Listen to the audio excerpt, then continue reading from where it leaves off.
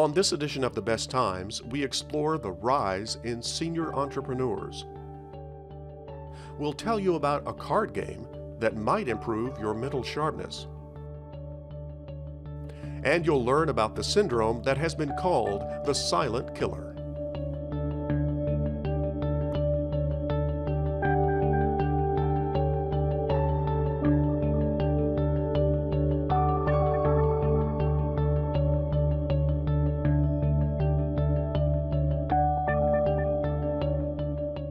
Funding for The Best Times is provided by the Plow Foundation, striving to do the greatest good by helping the greatest number of people since 1964. Additional funding is provided by the members of WKNO. Thank you.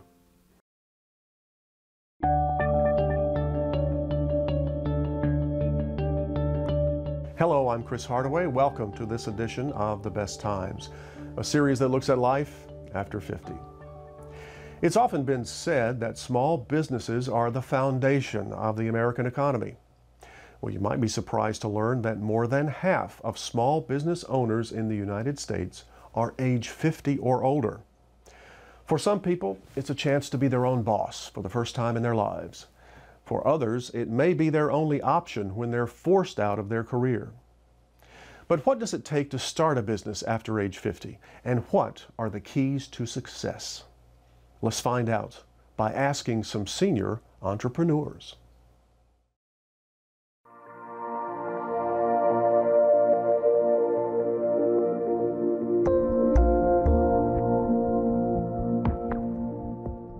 "67-year-old Charles Barnes is going to work today at the company he owns, Action Chemical, and he wouldn't have it any other way." I don't know what retirement is. Next year, my wife and I will have been married 50 years. I love her, but I just don't want to stay at home and watch soap operas. You know, that's just not what I want to do. And I'm a golfer, and I can't play golf every day. So this is fun for me. Charles Barnes has actually retired twice. The first time was at age 52 from a career as a sales executive at Levi Strauss. Then he retired a second time as part owner of a wholesale business. At age 62, he bought Action Chemical, a company that sells janitorial supplies to corporate clients. Although going from selling jeans to selling toilet paper seems like quite a stretch, Charles knew that his years of experience would be the foundation of his success. You've got to have good training to move into this. You got to have organization, you've got to have drive, and all those things I had in the corporate world, and I used them for someone else. And now that I'm here, I use them for my company. Charles Barnes is a prime example of one of the latest trends in business. The millennial generation has this perception that they're the millennial or they're the entrepreneurial generation, but if you look at the statistics published by the Kauffman Foundation, there are more startups and new entrepreneurs between the ages of 50 and 65 in the last several years than in the millennial generation. The Bureau of Labor Statistics reports that there are 14.4 million people in the U.S. that are self-employed. In a 2013 survey, 30% of all self-employed workers were 55 or older, followed closely by the 45 to 54 age bracket. Mike Hoffmeyer sees this trend continuing, driven by economic conditions. I think the economic environment has a lot to do with it. You got people trying to re-enter the workforce and struggling to do that, but then at that age, they have something that younger entrepreneurs don't in terms of experience, one, but also financial security. So they're more equipped to venture out and start and be able to take a little more risk. Carmen Brown is working the phones at her staffing agency, Neymark Professional Services. She knows the risk of starting your own business. This is a man's world, and a lot of times we're not treated favorably as a male. And sometimes we have to work extra hard to get in those doors. It's a struggle sometimes, and you just have to persevere. Continue to do it. You have to knock on doors. Sometimes doors are slammed in your face, but you just don't give up.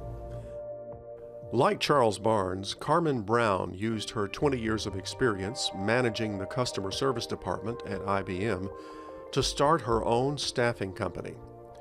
It was her disillusionment with corporate America that pushed her to become her own boss. I think corporate America was changing. Things were happening. There were decisions being made. I was in the time where companies were laying off. Companies weren't the same. The benefits were changing. I didn't have that security. I said, in order for me to have a security, it needs to be me. And that is exactly what I did. I stepped out, as they say, on faith. At age 53, she found that security in the business plan she wrote for her company. I had something to follow. All I did was put my ideas on paper. I read about business plans, how you can do it, and I wanted to be a secure business. No matter how long I would decide to stay in this business, I wanted it to be secure.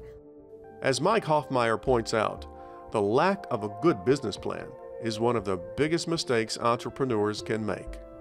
Well, the biggest mistake is to build it and they'll come approach. Making assumptions about your market and not having any proof that those assumptions are true. That's a very quick way to waste a lot of time and money and escalate your chances for failure. Michael Taylor is showing his clients some design options for the interior remodeling of her home.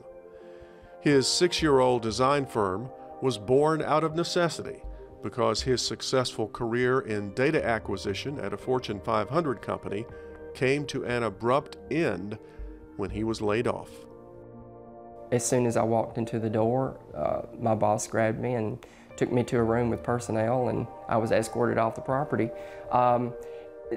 So in that short period, you realize your whole life is about to change, and it was the day before my birthday and my 49th birthday, and you just roll with the punches. And I was probably sad for about an hour, but realized that I kind of had something else that I really wanted to do.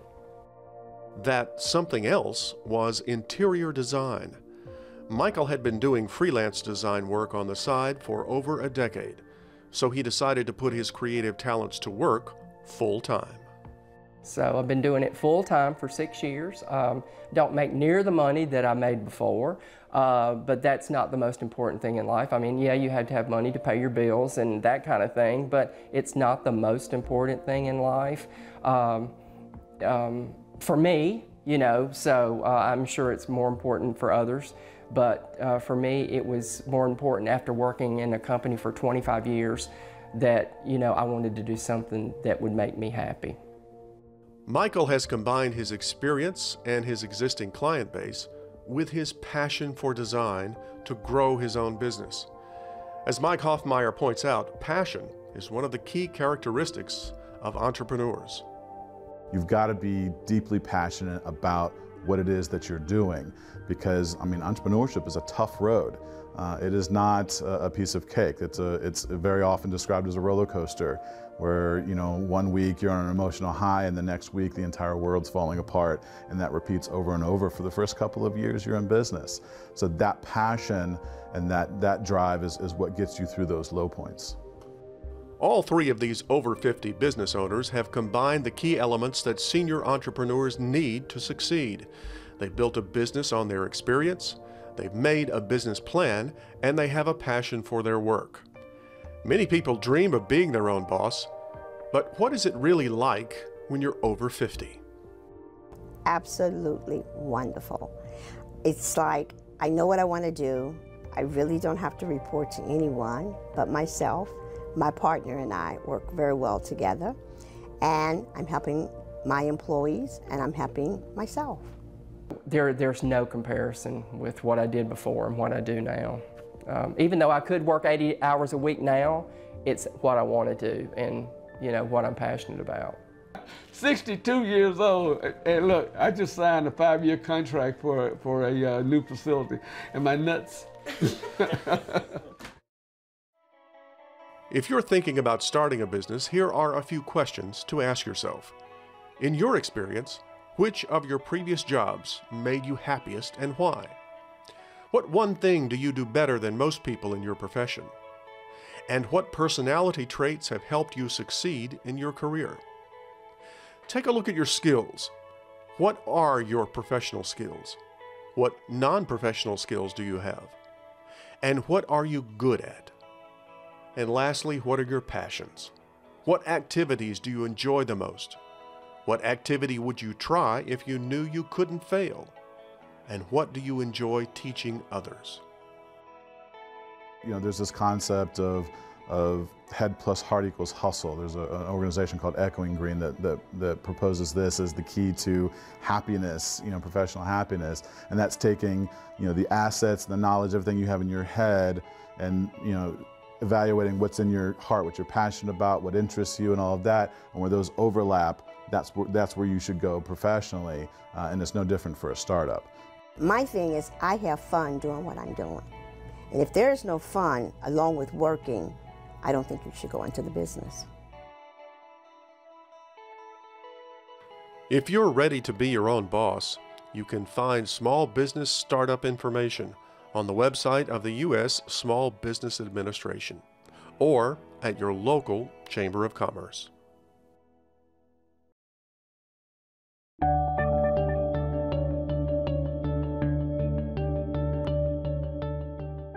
We all know the value of exercise as we age. It strengthens our bodies. But what about our brains? Some scientific studies have shown that a game of bridge with 3 friends can provide the mental stimulation we all need to keep our minds sharp and reduce the risk of dementia. Who knows? Maybe the key to a healthy future is in the cards.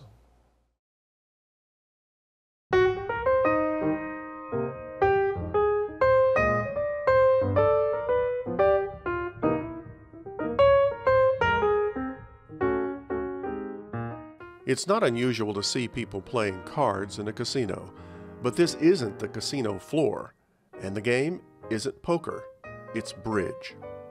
This is a regional bridge tournament held at Sam's Town Casino with well over 1,000 people participating. And no, they're not playing for money, they play to earn master points, and they play for the love of the game. But what is bridge anyway? Robert Hartman is CEO of the American Contract Bridge League. The American Contract Bridge League was actually founded in 1937, which was shortly after Harold Sterling Vanderbilt took a cruise through the Panama Canal, where he really invented the rules of contract bridge. Contract bridge is a trick-taking game played by 4 people who compete in pairs. The players bid with one another in what's called the auction phase to determine the trump suit and to establish the contract, or the number of tricks that a pair of players will take. This video summarizes the rules in about 3 minutes, but learning the intricacies of the game takes a lot longer.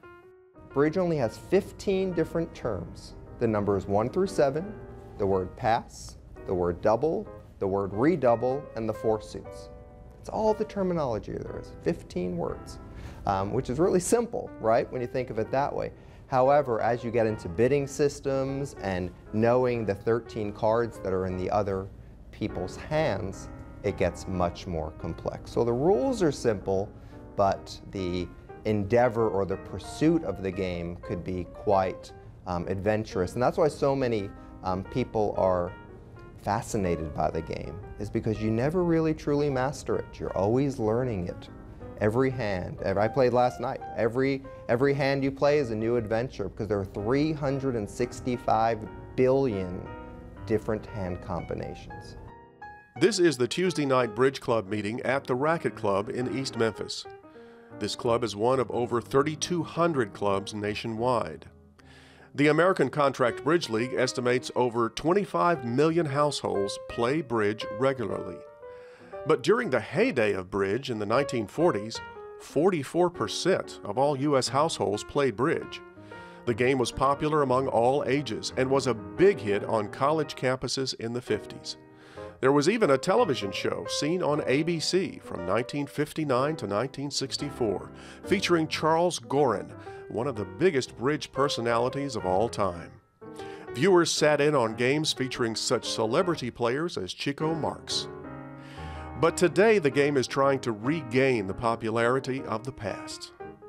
We've been affected by the internet, by television, by everything else that's come along. So we as an organization, and I as the CEO of that organization, are intent on turning around that trend and revitalizing the game of bridge. To revitalize the game, the ACBL and others have taken to the internet to offer website-based gaming and game instruction, as well as software-based gameplay. Robert Hartman learned the old-fashioned way. At age 15, he sat at the kitchen table and played bridge with his parents. But despite his years of experience, even the CEO of the American Contract Bridge League is still learning the game. Every hand's an adventure. Every hand is a new adventure and is a new challenge. And I could remember hands I played 20 years ago. I could tell you every card I held because I did something and I learned from it. And just like a kid that may put his hand on the stove, you'll always remember that day you did that because your mind just remembers you don't do that again. If you make a terrible mistake, the next time you see something similar to that, you remember, okay, when that happened way long in the past, I made that error, I'm not going to make that mistake again. Linda Sherrill plays at the Racket Club meetings, and she finds joys in the complexity of the game. To me, I mean, everybody loves to win, but to me, a successful day at the bridge table is if I learn something new. The game, you're always learning. I've been playing now for 7 years. I'm a life master. I still take lessons. At Sam's Town Casino, players have come from all across the region to compete against others in this tournament. But there's no trophy for the winner. In fact, there isn't a winner at all. Instead, the players are competing for master points. The more master points you earn, the higher level player you are. We also use bidding boxes to give your bids, so we don't say any words out loud because that could infer something. An example is 1 spade as a bid, or 1 spade. And that says something different about the cards I'm holding. So when you put down 1 spade and not say the verbal cues, then that doesn't give information to your partner. There's very little chatter during the hands. Again, you don't want to give much information. And people are focused. You know, it is a game that you have to really concentrate. And it's not like other games, Go Fish, where you're just kind of throwing cards. It's very intense. We have folks like Bill Gates that play the game, Warren Buffett plays the game. These are very smart people that, still find the game quite challenging. The fact that smart people like Bill Gates and Warren Buffett play bridge reinforces some scientific studies about the game. One study by the University of California found evidence that an area of the brain used in playing bridge stimulates the body's immune system. Bridge really challenges your mind. We have a partnership with the Alzheimer's Association and work with them. This year we've raised $700,000 for the Alzheimer's Association through something called The Longest Day.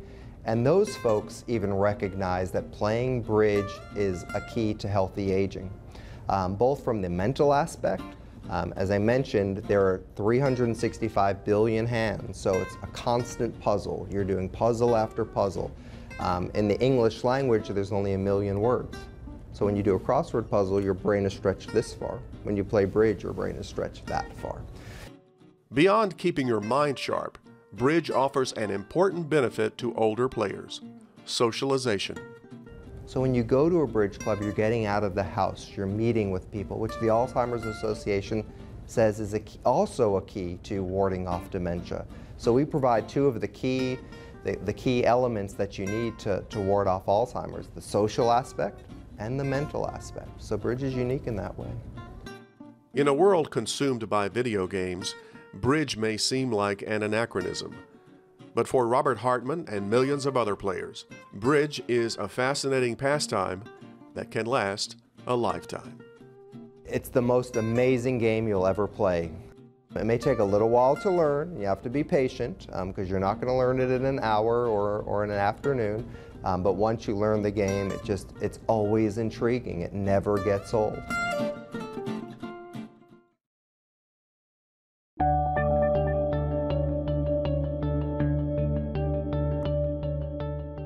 The facts about hypertension or high blood pressure are well known. 1 in every 3 adult Americans, that's some 65 million people, have hypertension. Over half of all Americans 60 and older have high blood pressure. It can lead to heart attacks or strokes. And the frightening thing is you may not even know you have it. Here's some basic information about the syndrome known as the silent killer.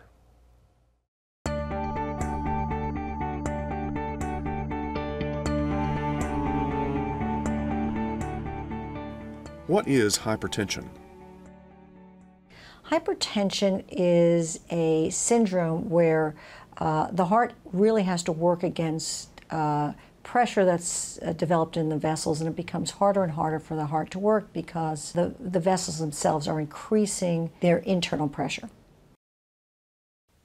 What are the risk factors? When the vessels are under pressure, it can impede blood flow and stop good flow to all the organs. So as a consequence, you can have kidney disease, heart disease, or even strokes or heart attacks. The increased pressure damages the vessels and also damages the organs. But more importantly, especially from the standpoint of a cardiologist, is it's increased pressure that the heart has to pump against. So every time the heart beats, it puts too much pressure on the heart because the pressure that it's pumping against is just simply too high. Why is it called the silent killer? High blood pressure really doesn't have any symptoms until it's too late. One of the problems with high blood pressure is it's a silent disease. Again, people think of it primarily as something, oh, if you have high blood pressure, you're going to have a stroke. But the stroke is only the final culmination of that large vessel damage. It's that small vessel damage being done to every single organ of the body all the way through the time of untreated hypertension that creates organ failure for so many people. How can you treat hypertension? Most hypertension requires a combination of diet, lifestyle, and medication. There's probably over 100 blood pressure medications out there on the market. Some people are well controlled on single medications. Some people need multiple. Some people need low doses of several medicines to get adequate blood pressure effect without having any side effects. So there's many, many options for treating blood pressure. Now that said, you can also help by keeping yourself in good condition. Exercise or just activity keeps blood pressure down in most people. Not being overweight keeps blood pressure down in most people. Treating diabetes or treating high cholesterol helps to keep blood pressure down because it decreases the strain on the body overall. My blood pressure is 120/80. What does that mean? The upper number represents the pressure that's generated in your vessels when your heart contracts, and the lower number represents the pressure in the vessels when the heart relaxes. So the blood pressure can go up and down as the heart pumps. What we listen for is that upper number. It tells us how much the heart is pumping against. And we listen for the lower number because that tells us how tight the vessels currently are. 120/80 used to be considered right in the mid-range of normal. Now we really consider that the upper limit of normal. For most people, we'd like to see their blood pressure 120/80 or lower. I've read that over a lifetime, the risk of developing hypertension is 90%. Is this true? High blood pressure may be a natural progression of hardening of the arteries in many people. When we decide we're going to treat high blood pressure, we're trying to treat it because of the long-term consequences. And although older patients with high blood pressure are at increased risk for stroke and heart disease, younger patients, and when I say younger, I mean people in their late 40s and early 50s who do not yet have the consequences of long-term hypertension, need to be especially vigilant about making sure their blood pressure is in control, taking their medications, and seeing their physicians regularly. For more information about detection and treatment of hypertension, see your doctor or visit webmd.com. Want more information about life after 50? Go to our website, wkno.org/besttimes, and send us your feedback and story ideas to besttimes@wkno.org. That's all for this edition of The Best Times. Please join us next week for more stories about life after 50. Until then, I'm Chris Hardaway. Thanks for watching. Good night. Funding for The Best Times is provided by the Plow Foundation, striving to do the greatest good by helping the greatest number of people since 1964. Additional funding is provided by the members of WKNO. Thank you.